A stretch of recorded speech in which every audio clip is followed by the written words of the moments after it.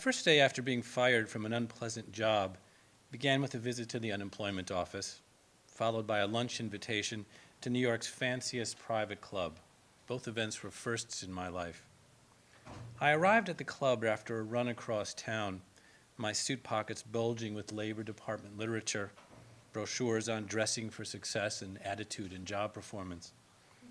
Before we sat for lunch, the hostess, a newish friend, took me and two of her other friends into the club's library.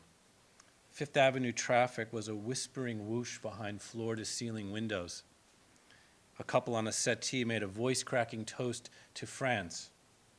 When a waiter asked for our drinks order, Katie, a financial manager, replied, "Tomato, ice, lemon, please." Not an unreasonable or haughty directive, but said with an assurance I found admirable and unsettling. Soon after we entered the club's ladies' dining room, I the only man, in walked Brooke Astor, the then 99-year-old philanthropist and society figure.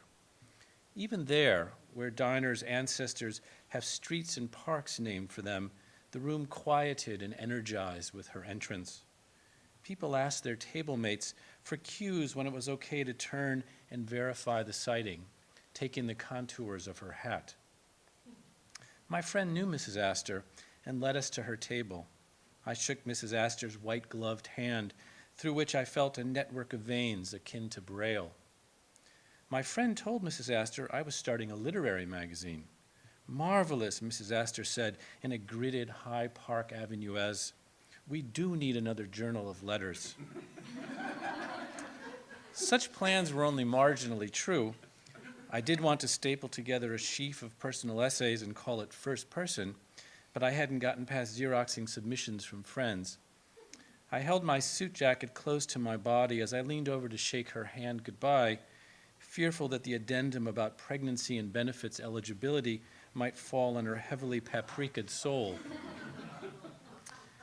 As one of my lunch companions prepared to return to her job as a Times reporter, Katie to resume managing the assets of a family for whom streets and parks were named, and my hostess to work on a screenplay about her CIA directive father, I foresaw an afternoon in my fifth-floor walk-up hunting down all 12 combat roach traps I had secreted years earlier. Although I had been removed from office life for only a day, I felt that everyone in the club knew I was headed back for another rerun of the Beverly Hillbillies. As we left the club, Katie and I walked the same direction, but I sensed she was eager to break free. How odd I probably seemed to her. She must meet many men my age, partners in established firms, handsome, chronometer-watched alphas who dine in their own clubs and hire people to find roach traps in their second homes. At an intersection, she asked, "Which way?" curling her thumb like a hitchhiker to indicate uptown, downtown. I figured whichever direction I chose, she'd say the opposite. "Downtown." "Oh, I'm headed up," she said smoothly. She offered me her cashmered paw. She shook with a smart once up, once down motion, reslung her cape, and took off, the sidewalk reverberating with her heel-heavy departure. I retraced the blocks we had walked. Near Fifth, I saw Brooke Astor leaving the club, struggling to keep open the door against a strong gust. I held it for her. With one hand, she secured her hat, its wide brim a current of riptide ripples. "Thank you," she said, "a frightful wind." She was unable to look me in the eye because the gusts were so furious, ankle-stinging whirlpools of trash spinning on the sidewalk. I was just a kindly stranger.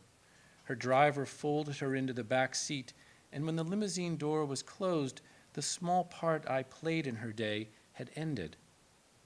The corner I had been standing on is one of those that is perpetually windy, a result of the positioning of buildings, Central Park, circumstances unknown.